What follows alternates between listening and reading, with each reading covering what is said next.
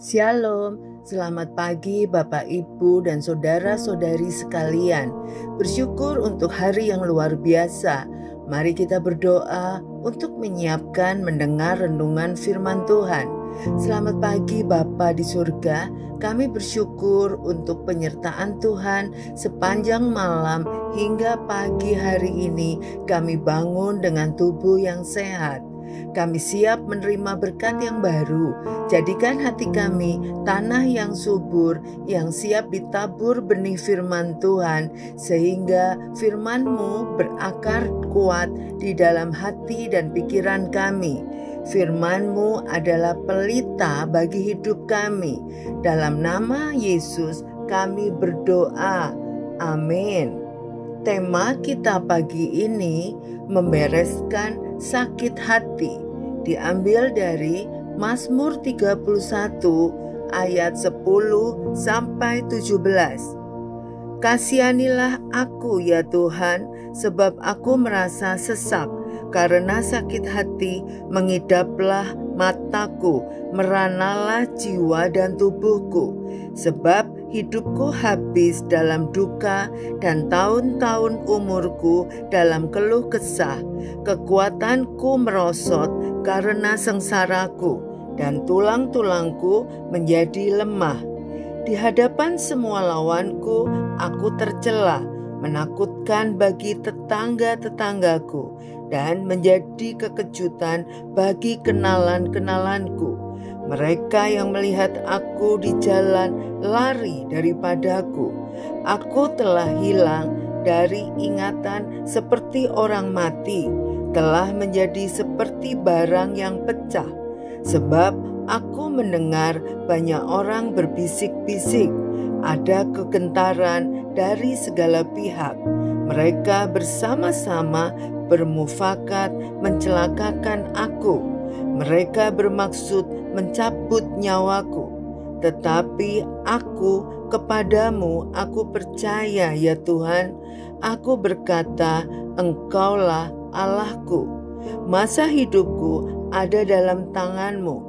Lepaskanlah aku dari tangan musuh-musuhku dan orang-orang yang mengejar aku. Buatlah wajah-Mu bercahaya atas hamba-Mu.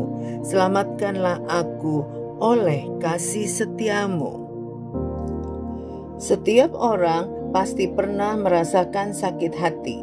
Salah satu hal yang membuat saya sakit hati adalah saat saya tahu orang yang mencuri handphone anak saya adalah teman bermainnya sendiri, di mana ibunya adalah sahabat saya.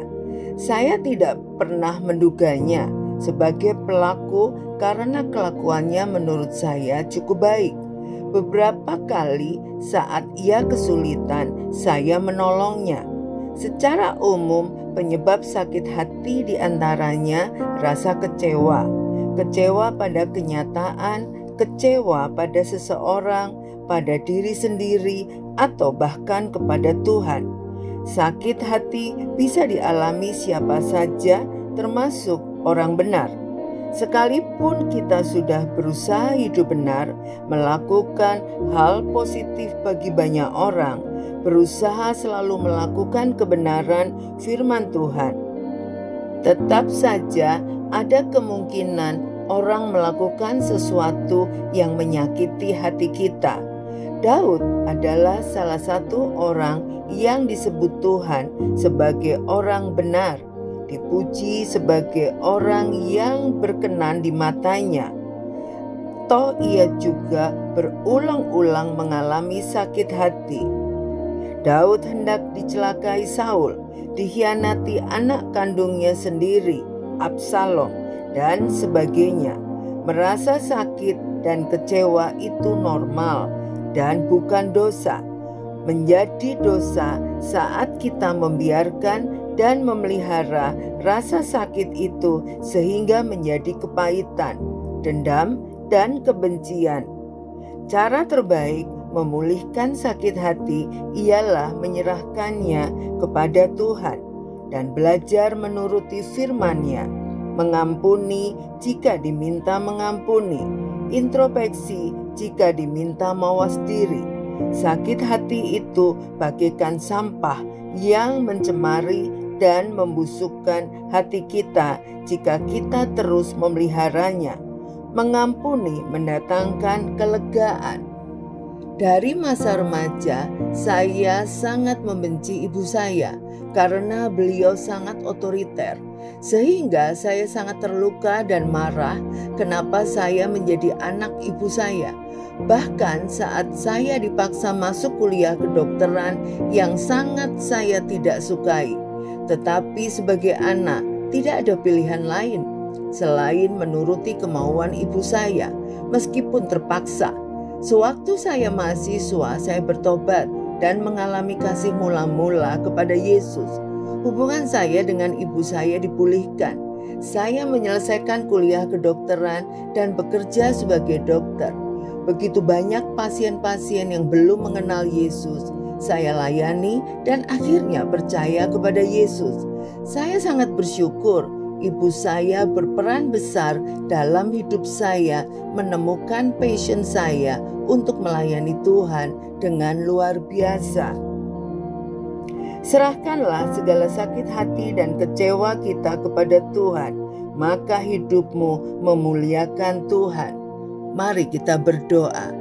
Terima kasih Tuhan untuk firman-Mu pada pagi hari ini. Kami mau belajar tidak menyimpan kecewa, sakit hati di dalam hati kami. Kami mau membuangnya di dalam nama Tuhan Yesus. Kami mau mengampuni orang-orang yang melukai hati kami, sama seperti Engkau mengampuni kami. Biarlah berikan kami kelegaan dan hidup kami memuliakan nama-Mu. Dalam nama Tuhan Yesus kami berdoa dan mengucap syukur. Amin. Tuhan Yesus memberkati.